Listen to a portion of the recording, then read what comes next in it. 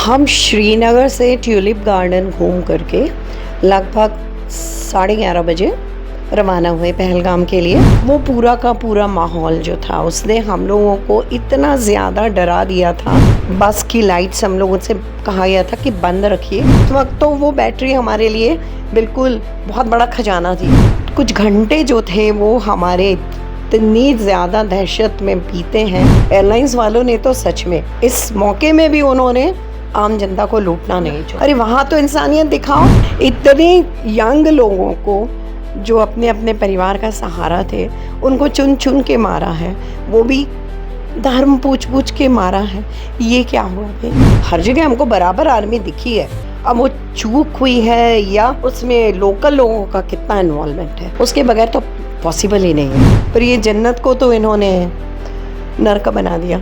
स्पर्श multi speciality hospital बेहतरीन cardiology की सुविधा एक्सपर्ट डॉक्टर के साथ ही दे रहा है एम्बुलेंस के लिए टोल फ्री नंबर की सुविधा 08003091616। स्पर्श मल्टी स्पेशलिटी हॉस्पिटल, एक एहसास अपनेपन का।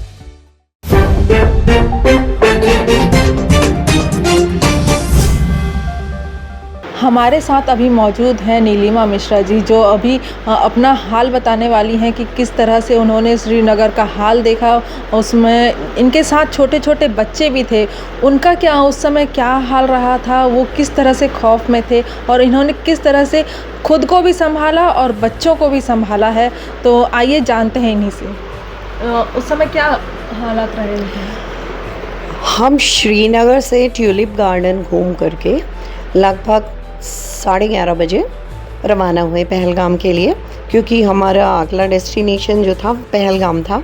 हम सब बहुत खुश थे क्योंकि ट्यूलिप गार्डन घूम लिया, जो सपना हुआ करता है, और बढ़िया गाते बजाते हुए चले जा रहे थे हम आगे। वो तो कभी कभी कहते हैं ना, देर से भरी देरी कभी कभी बहुत अच्छी होती है। तो पुलवामा पहुंचने से थोड़ा पहले हमारा किसी ढाबे वाले ने से था, तो वो लंच पैक बनाने में से थोड़ी देर हो गई, तो हम वहाँ रुक गए। तो स्वाभाविक है हमारे 2-3 घंटे वहाँ निकल गए। और वहीं सूचना तो हमें मिल गई थी कि कुछ पहलगाम में बहुत बड़ा हुआ है, लेकिन उसको हाईलाइट नहीं किया हमारी टूर ऑपरेटर ने, क्योंकि हम सब घबरा जाएंगे। ममता शर्मा हमारी टूर ऑपरेटर हैं, जो रायपुर से शर्मा ट्रैवल्स चलाती हैं। हम उनके साथ 65 लोग गए थे, और जिसमें 6-7 साल की बच्ची से लेके 75 साल के बुज़ुर्ग भी थे हमारे साथ। तो हम आगे बढ़े, थोड़ा और आगे बढ़े। पुलवामा पहुंचते तक तो ऐसा हो गया था कि लगातार जा रही है आर्मी की गाड़ियां, नॉन स्टॉप चल रही हैं। एम्बुलेंस जा रही है, दौड़ रही है एम्बुलेंस, भाग रही है एम्बुलेंस। मतलब वो पूरा का पूरा माहौल जो था उसने हम लोगों को इतना ज़्यादा डरा दिया था बस के अंदर। फिर धीरे धीरे अंधेरा भी होने लगा, क्योंकि सिक्योरिटी रीज़न से आर्मी वाले हमें आगे भी नहीं जाने दे रहे थे और पीछे भी नहीं जाने दे रहे थे, क्योंकि उन्हें नहीं पता था कि पीछे क्या माहौल है। अभी वहाँ तो जो भी माहौल था हो चुका था, आतंकवादियों ने अपना कमाल दिखा दिया था, लेकिन पीछे क्या चल रहा है ये सारी चीज़ें देख के ही उन्होंने सिचुएशन देखी होगी। फिर हमें बाद में रवाना किया, लगभग 9-9:15 बजे के आसपास हमको वहाँ से रवाना किया उन्होंने। वो जो समय था, पहलगाम से हम जस्ट सिर्फ 15 किलोमीटर पहले थे। हम 24-25 मिनट में पहलगाम पहुँचने वाले थे। पूरी बस की लाइट्स हम लोगों से कहा गया था कि बंद रखिए और खिड़कियाँ भी बंद रखिए, और आप लोग शांति से बैठिए। शांति से तो बैठे थे, क्योंकि डरे हुए थे, ईश्वर का नाम ले रहे थे मन में। पर ये भी डर लग रहा था कि हमारे साथ में बुज़ुर्ग हैं। इतना अजीब सा दम घोटू दहशत वाला माहौल है। कहीं किसी का ब्लड प्रेशर बढ़ गया, किसी की सेहत ख़राब हो गई, तो हम क्या करेंगे? नहीं, भरोसा तो था एम्बुलेंस दौड़ रही है तो इन्हें भी ली जाएगी, पर उस माहौल के कारण वो हो जाएगा तो कैसे करेंगे? क्योंकि हम लोग इतने दूर छत्तीसगढ़ से कश्मीर में थे। हमारे बच्चों के फ़ोन पे फ़ोन आ रहे थे, लेकिन हम फ़ोन अटेंड नहीं कर रहे थे, क्योंकि हमारे पास में बैटरी डिस्चार्ज होने का डर था। कभी कभी बैटरी भी मोबाइल की जो होती है वो बहुत बचा के रखनी होती है। उस वक्त तो वो बैटरी हमारे लिए बिल्कुल बहुत बड़ा खजाना थी, जिसको हमें बचा के रखना था, ताकि श्रीनगर पहुंचने तक हमारी मोबाइल में बैटरी बने रहे। तो वो कुछ घंटे जो थे वो हमारे इतनी ज़्यादा दहशत में बीते हैं। फिर हमारी टूर ऑपरेटर धीरे से आई हमारी बस में, उन्होंने कहा कि माहौल शांत हो गया है और आर्मी वाले बोल रहे हैं अब आप लोग वापस श्रीनगर लौट सकते हैं। और उन्होंने साथ साथ ही पीछे सारे लोगों को लौटाना चालू किया धीरे धीरे। और आर्मी की गाड़ियाँ, मतलब बताया जो लोग पीछे बैठे थे वो बोले आ रही हैं गाड़ियाँ, आज अगल बगल चल रही हैं बिल्कुल। और हम पूरी सुरक्षा के साथ रात के 11:30 बजे अपने होटल में पहुँच गए थे। तो ममता जी ने वहीं से होटल वाले से बोल लिया था, जिस होटल को हम छोड़ के आए थे, कि कैसे भी करके, क्योंकि उतने रात में कहीं भी होटल ढूंढना और कॉल भी करने की कोशिश की उन्होंने, लेकिन सारे होटल्स बुक थे। तो उन्होंने कहा, क्योंकि पहलगाम वाले भी पहले ही रवाना कर दिया था उन्होंने, जब दुर्घटना हुई तो जल्दी से जल्दी तो सभी रवाना कहाँ हुए, सारे आए श्रीनगर ही, तो होटल्स पूरे बुक हो चुके थे। फिर भी उसने, होटल वाले ने भी बहुत ही इंसानियत दिखाते हुए कुछ रूम्स खाली किए। हम लोग किसी तरह उन रूम्स में रुके, ठहरे अगले दिन। और रात में ही उसने पूरे होटल को बिल्कुल बंद कर दिया, बसेस को इस तरह से अड़ा दिया कि दरवाजे भी ना खुलें, कोई अंदर ना आए। वैसे उसकी संभावना बिल्कुल भी नहीं थी, क्योंकि आर्मी जो थी वो रेडल थी, बहुत अलर्ट थी और बहुत सुरक्षित हम लोग महसूस करने लगे श्रीनगर पहुंच के। पर राहत नहीं मिली थी। क्यों? क्योंकि कटरा पहुंचना था हमको बस से इतने सारे लोगों को लेकर। और हाईवे जो था श्रीनगर हाईवे, वो रामबन एवलांच के कारण पूरी तरह से टूटा फूटा था। उसकी रिपेयरिंग चल रही थी और रिपेयरिंग जब हो गई 24 को, तब हम सुकून के साथ वहाँ से 24 को 10 बजे रवाना हुए। कुछ लोग, जिसमें से मैं भी शामिल हूँ बिल्कुल, हमने सोचा चलो, बहुत घबरा गए थे परिवार के कुछ लोग, पुलिस में ऊंची पदों में है, उन्होंने कहा नहीं आप लोग लौट जाओ, हालात बिगड़ रहे हैं, बिल्कुल मत रुको। तो और डर गए। हमने कहा चलो ठीक है, भी हमारे लिए संभव है, हम एयर टिकट्स कर लेते हैं। लेकिन एयर टिकट्स वालों ने तो, एयरलाइंस वालों ने तो सच में इस मौके में भी उन्होंने आम जनता को लूटना नहीं छोड़ा। आपदा में उन्होंने भी अपना एक अवसर तलाश कर लिया, अवसर तलाश कर लिया उसमें भी उन्होंने। जबकि सरकार द्वारा बोला गया था कि कोई इतनी ज़्यादा एयर टिकट्स इतनी महंगी थी कि, और जब हमने कहा दीदी आप लोगों ने करवा लिया है, दीदी कितने की टिकट आई, जब हमने टिकट के रेट्स बताए तो बेचारे शांत हो गए। ऐसा नहीं है भाई, इतनी महंगी टिकट तो हर किसी के लिए 4-4 लोग गए थे, किसी परिवार से 4 गया था, किसी परिवार से 3 गए थे, सबके लिए तो संभव नहीं होता है ना, वरना हम फ्लाइट से ही नहीं आए होते और फ्लाइट से ही पूरा करते। क्यों हम ट्रेन से आए? कि भी बजट एक बना के चलता है इंसान। और टिकट्स तो महंगी की, साथ में हमारा, हम ट्रेन से आते, हमारा एक्स्ट्रा लगेज था, एक्स्ट्रा लगेज का पैसा भी लिया उन्होंने। अरे वहाँ तो इंसानियत दिखाओ कि एक्स्ट्रा लगेज का पैसा अभी मत लो। तुमको दिख रहा है कि टूरिस्ट जो हैं, अगर 24 को लौट रहे हैं, 23 को लौट रहे हैं जो टूरिस्ट, वो टूरिस्ट संभवतः कुछ पहलगाम से आए होंगे, कुछ भुक्तभोगी होंगे जो वहाँ रहे होंगे। ऐसे में कई लोग ऐसे भी होंगे जिनके साथ ऐसी घटना हुई होगी, उनको भी एयर टिकट्स मिलने में बहुत ज़्यादा जद्दोजहद करनी पड़ी। ऐसे ये तो पता चला है कि उनको सरकार ने पूरी तरह से निःशुल्क और पूरी सम्मान के साथ, पूरी व्यवस्था के साथ उनको वहाँ से रवाना किया सभी लोगों को। और क्योंकि मेरा भाई भी 23 तारीख को वापस आया, तो दिनेश जी का सोच के तो सच में उनकी घटना सुनने के बाद तो हम लोग, क्योंकि रायपुर से भी हैं सारे लोग, हम सब तो कांप गए थे। और भाई ने कहा कि हमको अभी उतरने नहीं दिया जा रहा, पहले उनकी बॉडी को निकाला जा रहा है बाहर, वो बाहर जाएंगे, उसके बाद ही सबको उतरने दिया जाएगा। तो सोच के मतलब ऐसा लग रहा था कि वो तो चले गए, हम सब जो हैं भाग्यशाली थे, वो उनका परिवार, उनके ऊपर क्या बीत रही होगी। जी, देख सकते हैं कि आपने किस तरह का मंजर देखा है। आपकी आंखों में अभी भी आंसू, उस मंजर को सोच के आपकी आंखों में जो आंसू है उन्हें हम महसूस कर पा रहे हैं। सभी 26 लोगों के लिए इतना दुख है, इतने यंग लोगों को जो अपने अपने परिवार का सहारा थे, उनको चुन चुन के मारा है, वो भी धर्म पूछ के मारा है। ये क्या हुआ भाई, हमारे देश में ये कैसे हो गया? हम तो धर्मनिरपेक्ष हैं। कश्मीर के लिए सरकार क्या कुछ नहीं कर रही है। कश्मीर वालों का कहना भी है कि ये जो हुआ है बहुत गलत हुआ है। वो उनका कोई मजहब ही नहीं है, जिन्होंने मारा वो दरिंदे हैं बस। और वो लोग कोस रहे हैं, उनको कोस रहे हैं कि इनके साथ इससे भी बुरा हो, इनके परिवार के साथ उससे भी बुरा हो। वो खुद बोल रहे हैं, उसी कौम के जिस कौम के वो दरिंदे थे, आतंकी थे, वो कौम दुखी है आज कश्मीर के, क्योंकि उनके तो अपने रोज़ी रोटी पे लात मार दी है। टूरिस्ट आने का जो समय है, जब टूरिस्ट आते हैं, घूमने आता है इंसान, सुकून के लिए आता है परिवार के साथ। मुझे फ़्लाइट में ही एक फैमिली मिली थी जो प्री वेडिंग शूट के लिए पहलगाम जाने वाली थी। बहुत से लोगों की बहुत सारी प्लानिंग्स होती हैं, सबकी सोचते हैं कि चलो भाई ये अब हनीमून के लिए जाते हैं, या कुछ लोग शादी की सालगिरह मनाने गए थे। कश्मीर है, हर किसी के लिए कश्मीर जन्नत ही है, आज भी जन्नत है। पर ये जन्नत को तो इन्होंने नर्क बना दिया कुछ पलों में। अब 10 बार सोचेगा इंसान वहाँ जाने से पहले, शायद जाएगा ही नहीं कभी।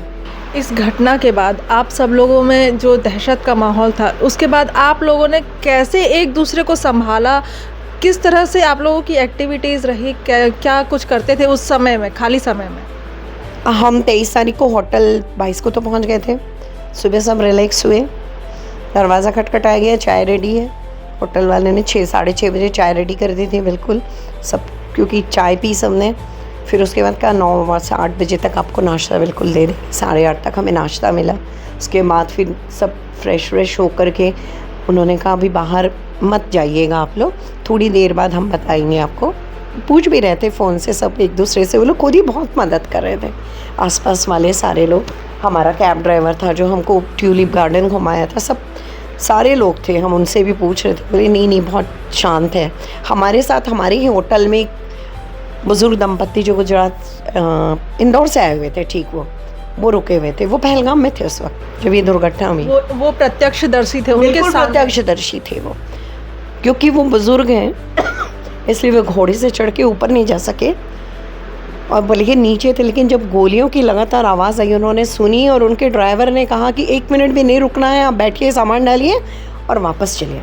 और वो वापस संयोग था हमारे ही होटल में लेके आया और वो लोग बहुत सुरक्षित महसूस कर रहे थे लेकिन बहुत डरे हुए थे। सोचिए, वो तो प्रत्यक्षदर्शी थे।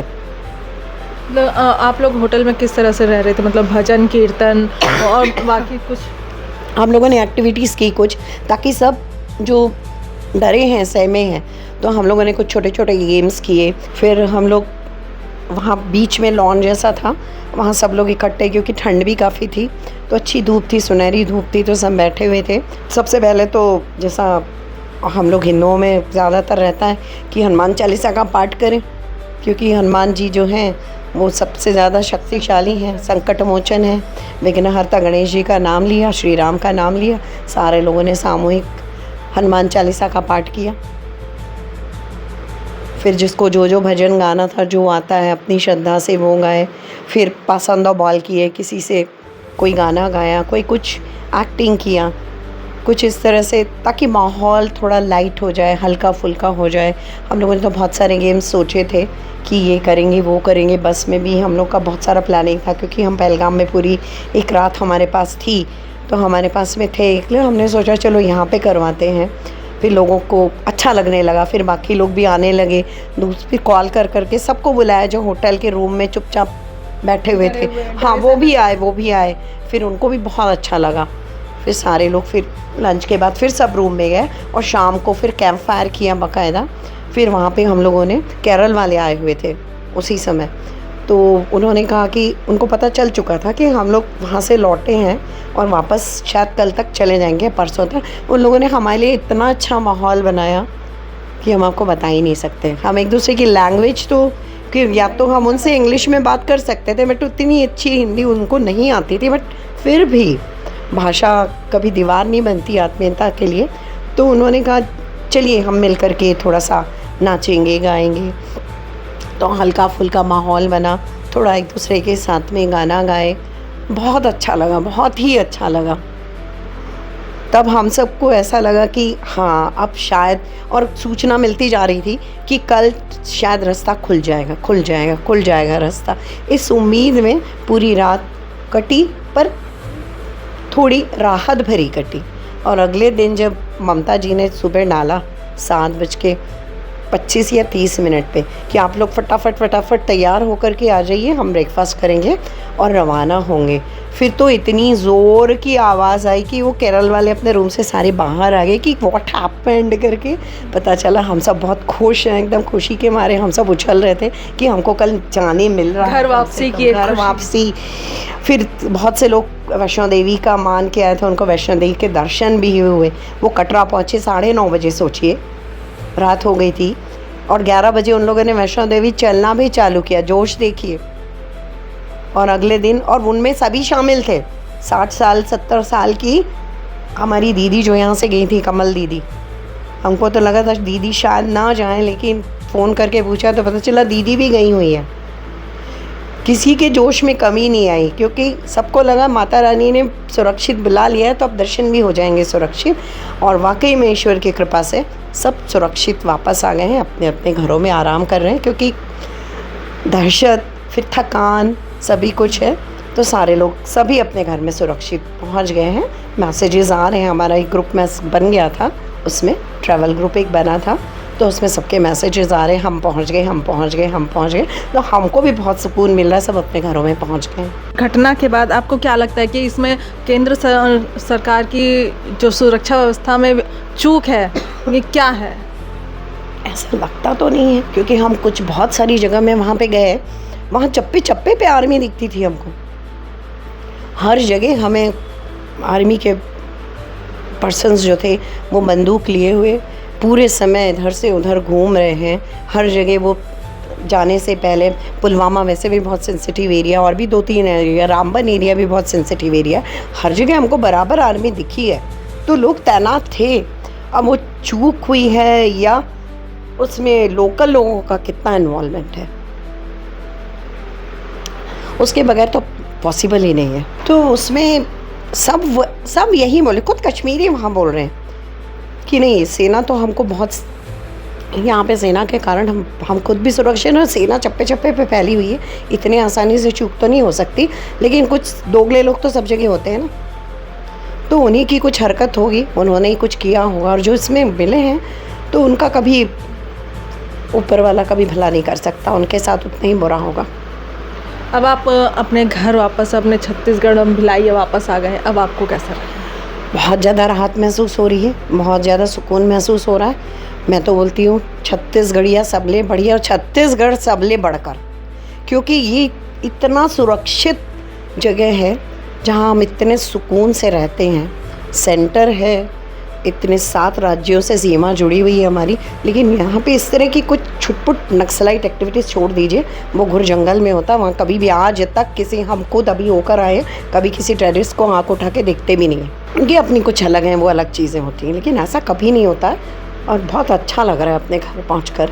मेरे साथ जुड़ी हुई थी नीलिमा मिश्रा जी, जिन्होंने अपना जो भी वहाँ कश्मीर में देखा, जो भी अनुभव किया, उसको हमारे साथ शेयर किया, और उन्होंने बताया कि वो किस तरह से इस डर के और असमंजस के माहौल में भी अपने आप को और अपने साथियों को किस तरह से इन्होंने इन्वॉल्व रखा, हल्के फुल्के जो भी एक्टिविटीज़ थी वो की, और लोगों का जो मन है, ध्यान है, वो उस घटना से हटाकर दूसरी तरफ लगाया, और किस तरह से वहाँ पर 2 दिन बिताए हैं। पहली बार मध्य भारत का सबसे एडवांस 3 टेस्ला MRI, सारी स्कैनिंग 6 से 10 मिनट में हो जाती है, जहां आम MRI मशीन 45 से 1 घंटे लेती है। GT diagnostic, near Nehru Nagar square, Priyadarshini परिसर, भिलाई। खुश है तो तू खुशी मना ले, छोटा बड़ा केक मंगा ले, संगम में मिलता है बढ़िया केक, संगम में मिलता है बढ़िया केक। तिरंगा।